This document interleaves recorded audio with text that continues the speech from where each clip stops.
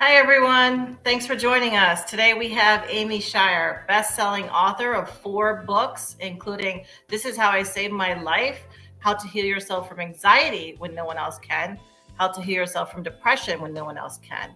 Amy has been featured on CNN, CBS, Good Morning America, to name a few. She is an Associates Board for Literary Partners and a mentor for the Girls' Rights Now program. Thank you for joining us, Amy. Thanks so much for having me. Absolutely. So tell me a little bit about yourself and your journey. So that's always such a loaded question. Like, where should I start? So essentially, I'm a writer and I write books to help people heal better and faster and in the ways that they need to most. So I focus mostly on emotional healing and energy healing, which means balancing the body in relationship to emotions, thoughts, and beliefs. And I came to this work through my own journey of struggling with chronic Lyme disease, autoimmune diseases, and lots of other things. I lost count. And for me, I did all of the medical treatments that I knew to do, traveled all over the world for, medical care, but also realized that there's an emotional piece of healing. Not that it means your emotions necessarily cause any, illness. There's no blame here, but that when we address our emotions, we are using a holistic approach to healing. And when we address emotions and stress, which are known to have an impact on the physical body, we can heal faster and better and get back to living sooner. Okay. So how does trauma tie into it? Because I've read a lot about childhood trauma and that having a huge impact on, your healing journey and some of the stresses that you have later in life, depression, anxiety, those kinds of things. How does that tie in? So trauma sort of can fall under the category of stress on the body. And of course, trauma is a big deal and it should never be minimized.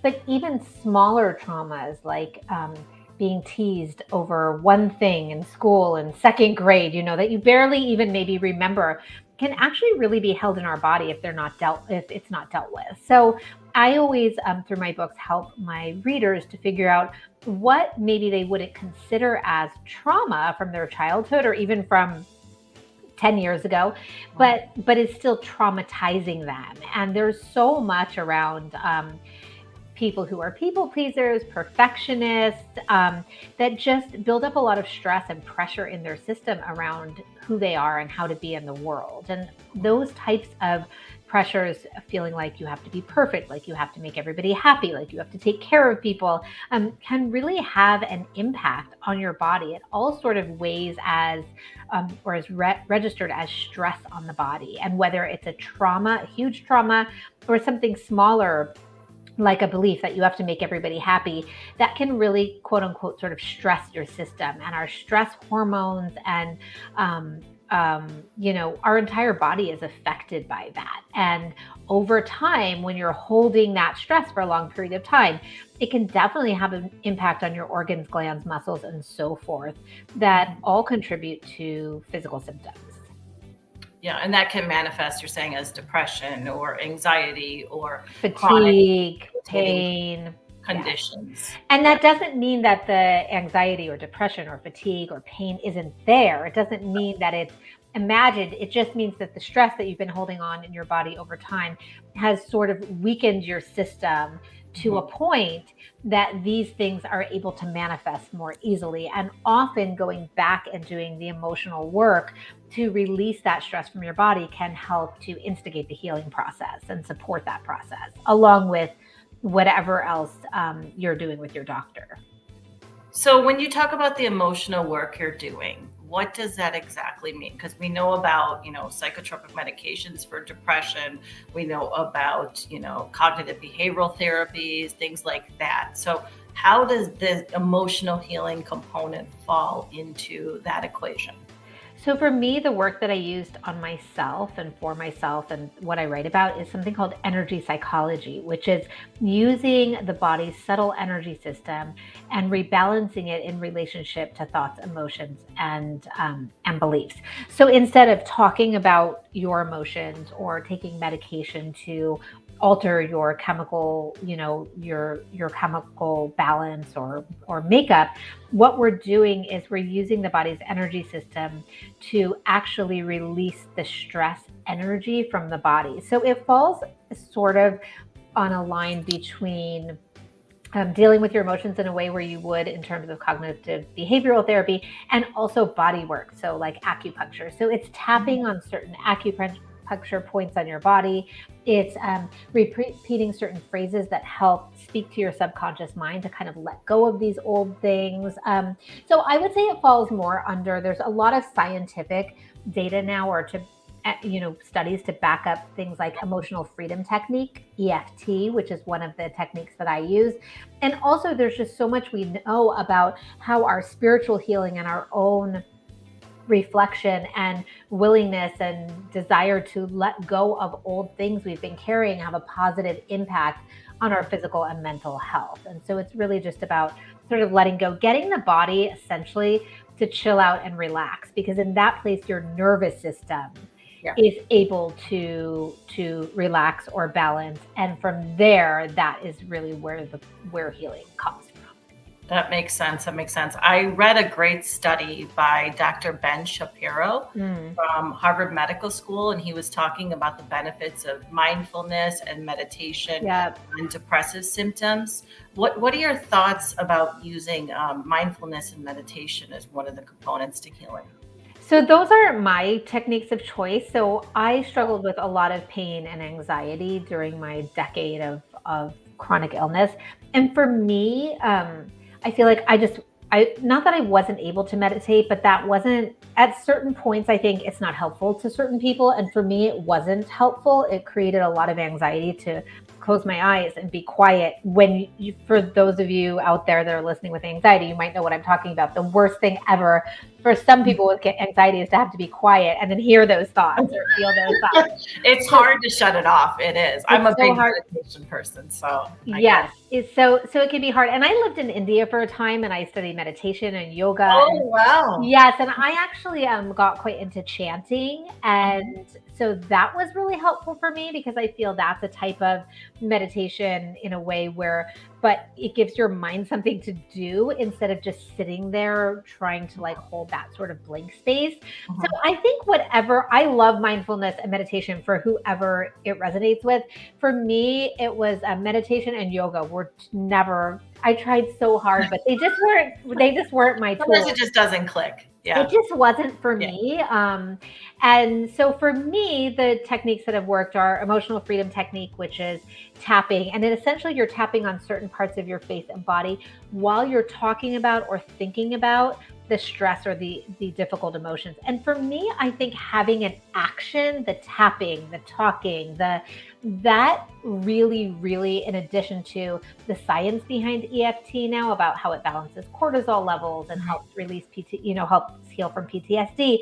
In addition to all the science, for me, it gave me a direction for my anxiety. It gave me something to do versus sitting and being. For other people, that's not helpful. So I think, as I think we both know, finding the right medical treatment, finding the right spiritual practice, finding the right technique for whatever is so personal. And for me, I just needed to do it in a way that I felt very an active participant instead of sort of being. That makes sense. So tell me a little bit more about EFT. I don't know a whole lot about it.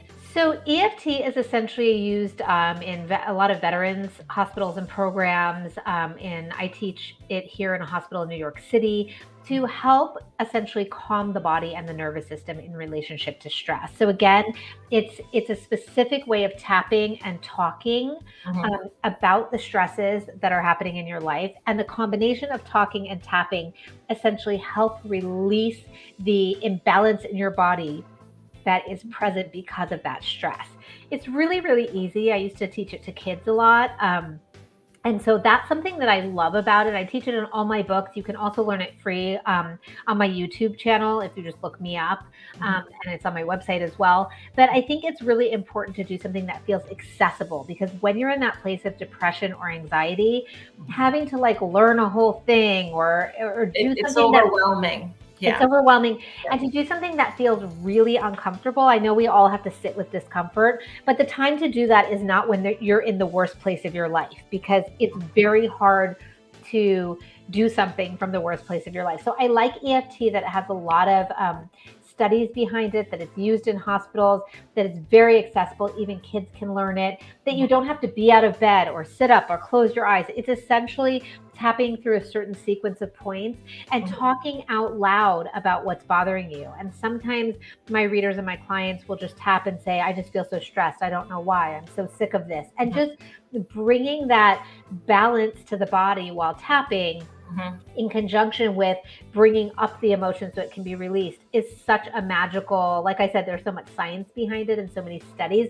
but it also can be a magical process where when you're done, you just feel like you're not holding as much of that in your body. And so that's one of the techniques that I really encourage people to learn, whether it's through my YouTube channel or books or just somewhere else. That's great. So did that really help you in your healing process? It really helped me. It helped me so much. I would say it was definitely one of the things that helped me the most. And by the time I had started using EFT, I had been to every doctor. I had done so many different treatments. I had spent hundreds of thousands of dollars. And I think for me, one of the things that I hadn't addressed was some of those emotional patterns that we talked about earlier, the people pleasing, the perfectionism. Those really stress your body. I didn't have any major trauma, so to speak, like growing up. Of course, I had difficulties, and my family did, like all most families do. Right. But for me, it was a lot of internal stuff. Like, I was a very sensitive child. I have a very hard time seeing anybody suffer. If somebody on the street is in need, like, I carry it for weeks, So for me, it was almost like my personality worked against me in that way. And I really used EFT to release some of the beliefs that I had, or the perceptions I had around life, and having to take care of everybody and having to do everything perfect and make sure everyone was safe and everything was under control. And I'm sure a lot of people are smiling or laughing or nodding right now, because so many women especially relate to that. But the pressure just really, really gets to us. It really does. There's just too much noise out there right now. It's so difficult to turn off that noise. I mean, and yes, and social media has made it. I mean, social media is so great in so many ways. I tell people I'm not against social media, but the noise is just all the stuff coming at you all the time is jarring and disruptive to the nervous system anyway. And then all of the overt messages about work harder and your hustle and and seeing what everybody else is doing on their curated feed, where they're only showing us the cool stuff they're doing, is really, really does get to some people. Yeah. And I think we have those belief systems, and they're embedded in us as our personality develops, when we're children, when we're growing up, what we hear from our parents, all of that really shapes our belief systems. And we're almost like our own worst enemies, I feel like.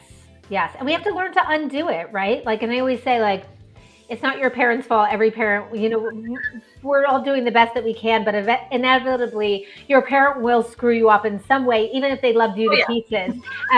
We always joke, like, I used to be like very claustrophobic, and I always say it was because, like, my parents loved me so much, they smothered me. Like, they would always like hug me and hold me. My mom says, like, oh my gosh, I loved you too much, I screwed you up. So it's like a joke, but there are so many things that, looking back, were like, that really affected me. And it was all, and like, so much of it was well-meaning from the people around us to either keep us safe or give us good advice or whatever. And the way we take it in and interpret it, and then it becomes the rules for our life. Especially people who grew up with alcoholic parents and parents with mental illness can become really afraid to rock the boat, share their own emotions, have their own needs. I see this a lot with my readers and students and clients in this space. And it is, as you grow up, we have to learn to undo some of that and try to find that sense of safety within ourselves. Absolutely. I think a lot of our behaviors are fear-based. So much. We're really rooted in fear and trauma that we have not healed. Absolutely, absolutely. And that's part of just like the life's journey, right? Is to heal that. And I always tell people you don't need to do it all at once, and you certainly don't need to fix everything. I was, very chronically ill for 10 years, and I have now been well for well over a decade. But Congratulations.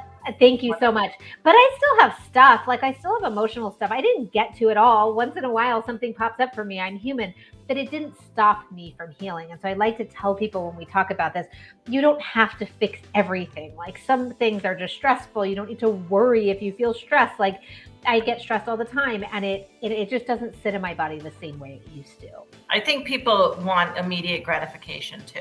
Yes. They want instant, immediate gratification because that's the way the world works today. There's so much information. People are trying to absorb everything, do everything at once. It's too much activity going on. Yeah. So our minds become programmed that, well, this needs to work now, and I don't have time to wait and have the patience to really let it work. But nothing happens overnight. How long do these typical treatments usually take? I mean, I'm sure they vary, but Yeah. So a lot of this can just be done at home by yourself. If you do have a lot of trauma, I always suggest working with a practitioner, just like you wouldn't try to do your own medical, or you shouldn't try to do your own medical treatment.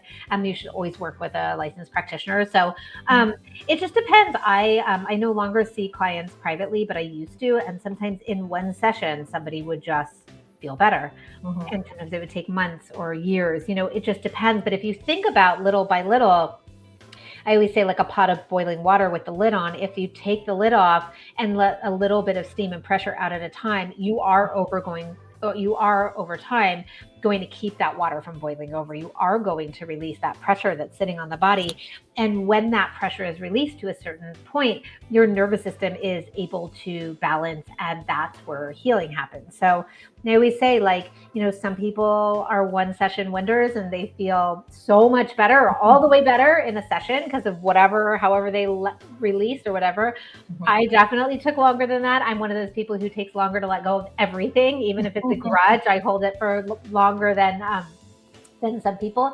So it really depends. But I would say doing the work little by little is going to get you further than doing nothing. So that's what I suggest in terms of just even 10 minutes, 20 minutes a day. It doesn't take that much. It's not sitting for hours a day. It's not crying on your bed. It's sometimes not even a super emotional process to kind of figure out what's been stuck and then let it go. Yeah, no, that's wonderful. So tell me, Amy, a little bit about your journey of becoming an author. What motivated you to really start writing? So I always knew I wanted to be a writer, even from the time I was little, but I never knew what to write about. Like I never knew what I would write a book about. And then I went through this really arduous healing journey myself. And through it, I decided, even though I never intended to write about healing, I decided, well, that's there to write about. And I feel like that's an important thing for people to hear about. I think that every time we share our healing story in whatever capacity that is, it can give people hope. And hope is a lot of what got me through my 10 years of, some of it I was pretty much bedridden. Some of it, I was very, very, very sick. And so I feel like sharing our stories are always important. And so I set out to write a memoir, but I ended up writing a couple of self-help books, one or two, I can't remember, before I wrote my memoir. And now I'm writing a novel because it's so interesting to me that as we evolve in our own healing in our own life, the things that interest us evolve. Like I'm so past at this point writing about healing because I wrote everything I think I have to write on the subject. And I've shared it, I've shared it on the subject. And I'm like, I haven't been ill for, like I said, well over a decade, which is amazing. And I feel like I really shared from my heart all the stories and all the techniques and everything that I feel like could help people. And now I've moved on to writing other things. And so I think it's important as we heal not to hold on to our old stories. And I see that I've had to recognize that for myself because I thought that after I healed and I started writing about it, it was like, this is what I'm going to write about. And after a while, I realized, no, just as my body moved forward, I need to move forward too. And I think that's very hard when you're sick or when you're not feeling well, is that everything becomes everything becomes about that, right? For me, for so long, everything became about searching for the cure, and everything became about healing and getting better, and what my symptoms were and what medications I was on. And I actually had a doctor. I received some medical treatment in India, and I had my doctor there tell me, you have to have another focus. Like, you can't get better when you're so focused on your healing. And at first I was really offended, and I was like, what is this? But it was also a different medical culture when I came from the United States, where I had been tracking symptoms from my doctors and exactly what I ate, and I was told not to ever eat any carbs or any sugar or any. Very restrictive. Very restrictive. And I'm from Southern California, where it's like wellness and health and being perfect around that is really a culture. So I thought I was doing everything right. And when I got to India, my doctor was saying, like, no, what you need is to chill a little. Like, you need to have some chocolate sometimes. You need to, like, she would like, right, she would send me away and be like, you need to like go shopping, like, instead of like reviewing your medical records. And for me at first, it was such a terrifying feeling to not be focused on my healing all the time, because I thought that I would lose it. I would lose the opportunity. But what I learned was that my tight grip on my need for control over every aspect of my life and healing was actually stressing my body even more. And makes it worse. Yeah. And when I ate some chocolate, guess what? I didn't die. Nothing happened.